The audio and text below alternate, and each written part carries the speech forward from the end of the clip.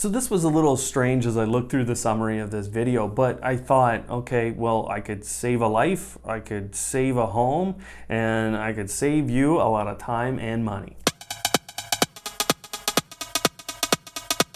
Hello Automators, thanks for tuning in again. And I really meant that when I went through the intro here. There's some great little things that I put together for utilizing these $5 and $6 sensors.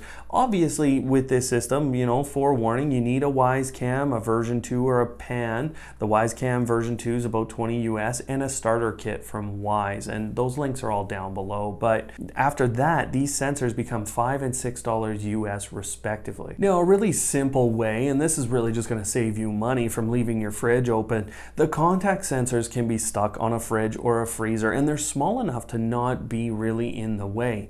The other thing is, and you have to remember that with the contact sensor, you have to be within an inch to know whether or not that the device is closed or your fridge is closed in this case. And so some people, what I've seen them already doing is sticking the smaller component on the actual seal and getting it stuck there, because sometimes that gap is too far. But because of the small form factor here on this contact sensor, you can do that. A little aside, I do believe, and I haven't tried this out for a lengthy time, but I have stuck this inside my fridge, and you can find out when the fridge door moves, and therefore you can know when someone's in the fridge. So if you just happen to want to know when someone's stealing a snack, well, you can stick a motion sensor in there. Now here's where we get into safety, and I'll talk a little bit from a personal experience, and I think a lot of people are going to have this same personal experience.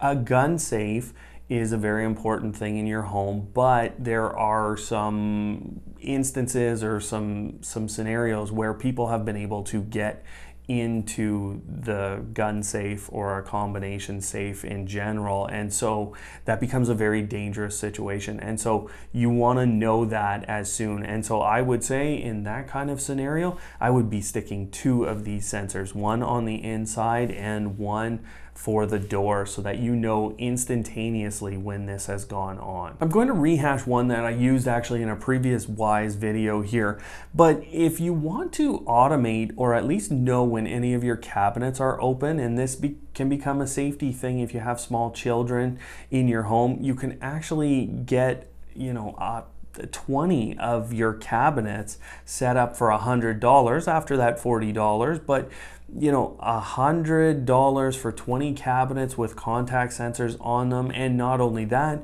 but you could trigger automation off of that as well. So you could have a light bulb come on that lets you know that someone's in a cabinet. This can be a little tricky to execute, but if you're in a situation where you need to know, or you need to know if someone's left something on, well, you can stick these little contact sensors on dial controls. And because the Wyze Sense sensor here, or the contact sensor, is so small, it becomes well suited for this scenario. Now again, I've said this in prior videos, the 3M tape on here right now is not very good. I've had quality issues with it, so get yourself some of your own 3M tape, but stick it on a dial and you will know exactly when that dial has been turned on, and therefore you can know if it's been left open for too long, because that's another setting in the Wyze application. You have a main water valve and you have a main gas valve in your home, and when you go and you leave on vacation, you're going to want to know.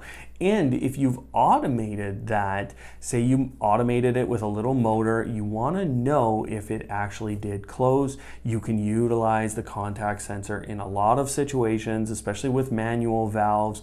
You're able to basically stick this in a scenario where you're going to be able to know whether or not your main water valve and your main gas valve are actually closed. So these aren't the only ways that you can use Wyze. There's a ton of other ways, and so I created a special playlist that you're seeing over here for you to go watch and learn a number of different ways for you to set up your smart home with Wyze, and in very simple, easy to understand ways. So go watch that, guys, and until next time, don't hate, automate.